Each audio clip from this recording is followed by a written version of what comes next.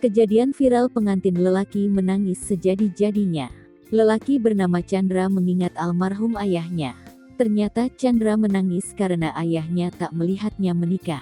Keluarga pun ikut menangis dan merangkul Chandra. Ia pun berusaha menenangkannya. Dari keterangan itu, ayahnya sudah meninggal dunia.